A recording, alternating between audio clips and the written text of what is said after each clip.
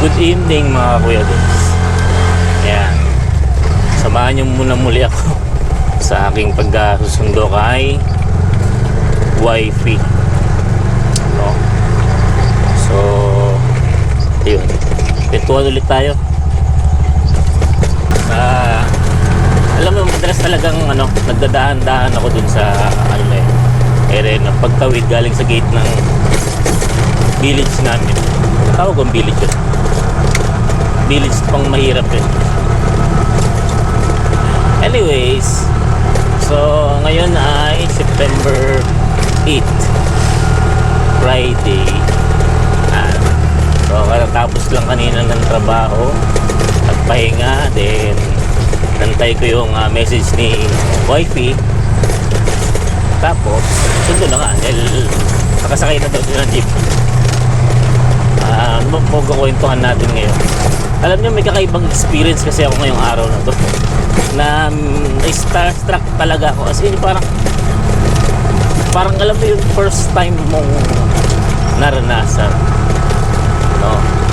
Ito'y mas matindi pa dun sa graduation ko nung master's degree. So wag mong pagkamali, no, na isa sa mga pinaka masayang kaganapan sa buhay ko yung makagraduate ako ng master's degree. Of course, matagal kong inantay yun.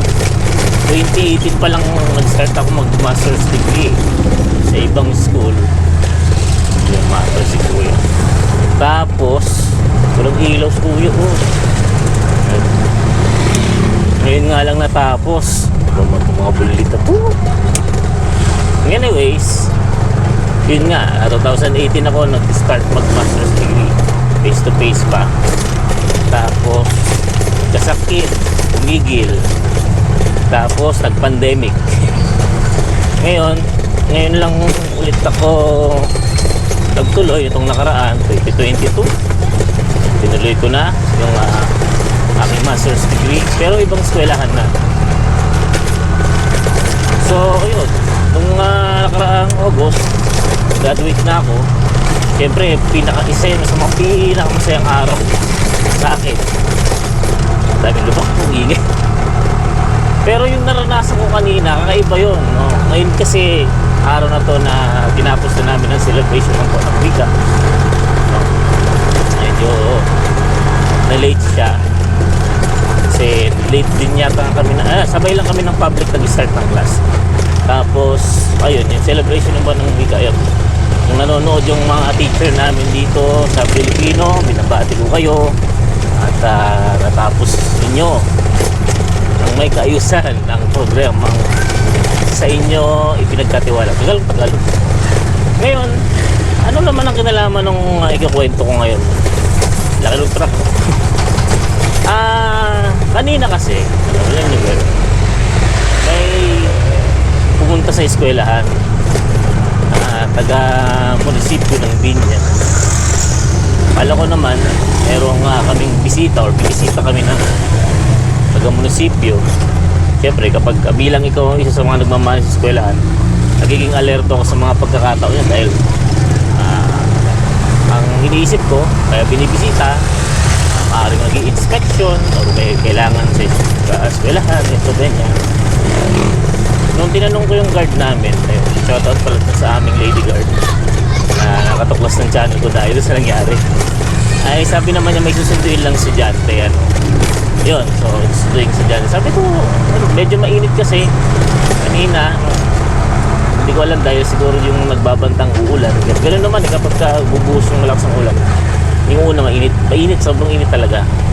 Sabi ko, papasukin nyo yung hayaang nasa labas lang ng eskwelahan ka, bigyan nyo ng mauupuan. Ngayon nung tinawag ng mga SA namin, pumasok, dumire-diretso sa akin yung mama, yung driver ng sasakyan. Tapos paglapis sa akin, sabi niya, Kuya Dens, ito si Kuya Dens, diba? Sabi gano'n sa akin. Alam niyo yung parang nakamas po ako noon, bihira lang yung nakakakilala sa akin na personal. Ala din sa Binya, di naman ako palalabas. Ang mga makakilala sa akin, taga-area namin doon. Tapos siyempre yung nasa eskwelahan. So nagulat ako kasi hindi ko pa siya nakakita talaga ever since may sinasabi siyang nakita ka, siguro hindi ko na ma-recall. Sabi niya, ikaw si Kuya Dens, nanonood ako sa channel mo. Yun, doon na luminaw sa akin, na yung kausap ko, nanonood pala sa akin. Sabi niya, masugid siyang nanonood. Kaya, ang mali ko lang, hindi ko nakuha yung pangalan. Po, taga-munisipyo sa dala niya. Hindi ko nababanggitin yung department. No? Baka kasi medyo confidential yung.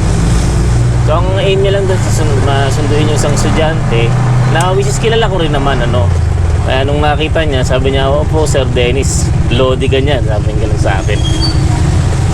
Alam niyo, ako yung na-starstruck.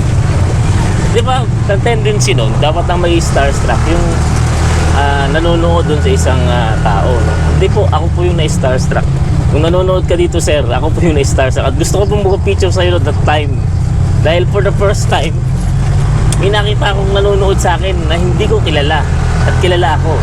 At nakita niya nga si Buknoy nakaparado dun sa labas ng eskwela na. Sabi niya, si Buknoy yun, di ba, yung kulay green na although nakakakita naman ako ng mga taong nanonood sa akin, tulad mga dati kong estudyante, mga kilala ko, pero iba pa rin pala talaga yung tama ng isang taong hindi mo naman kilala, pero alam mo, nanonood sa'yo, kilala ka dahil sa channel mo.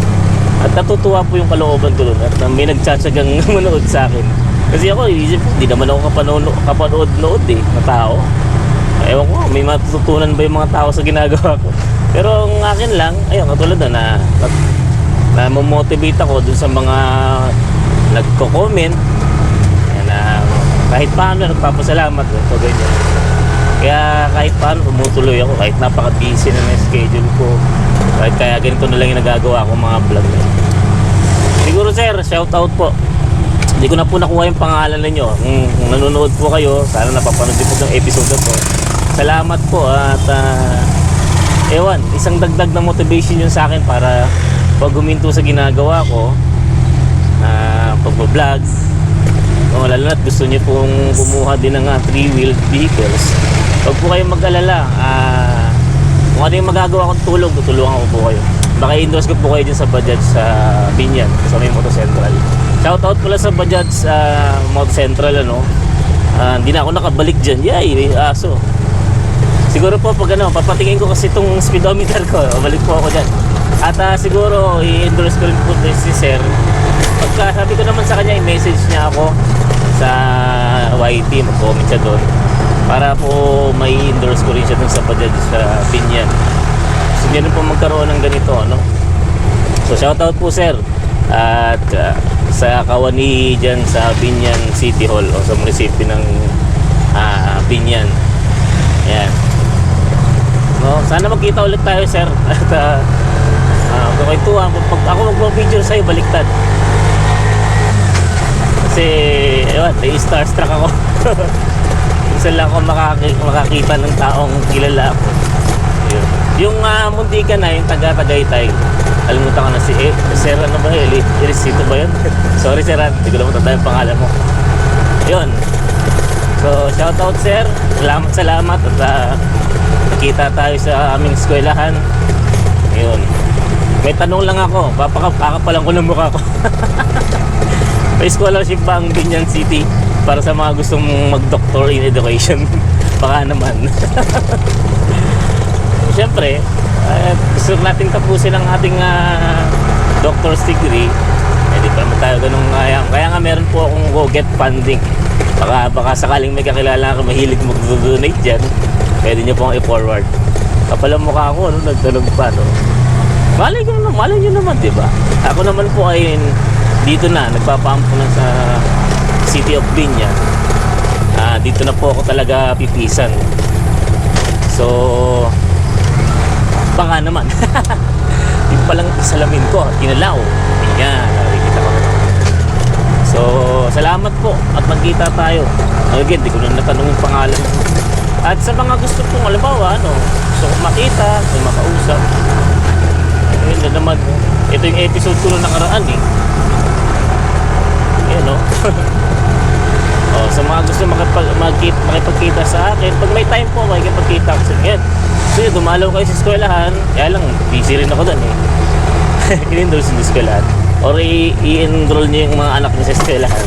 Eh, makikita niyo po ako palagi. Lalo na kung pasaway yung estudyante. Char. So, ganun lang po. Mag-arrange po tayo yan. Sabi ko nga, babalik ulit ako sa Tagaytay para dun sa mga gusto makipagkita sa akin. Anyway, nandito na ako sa aking destination. Siya lang Kalabaw. Ayan. Lagi kong problema yun sa Bajal. Bablog ako. No? So, salamat sa makikinig sa akin. Tapos, you know what to do, mga Kuya Dens. At dun sa mga hindi pa naka-subscribe, subscribe na lang and pa-like and share yung video. So, Kuya Dens. At dun sa, again, na-meet ko na, ay salamat. Kuya Dens, signing.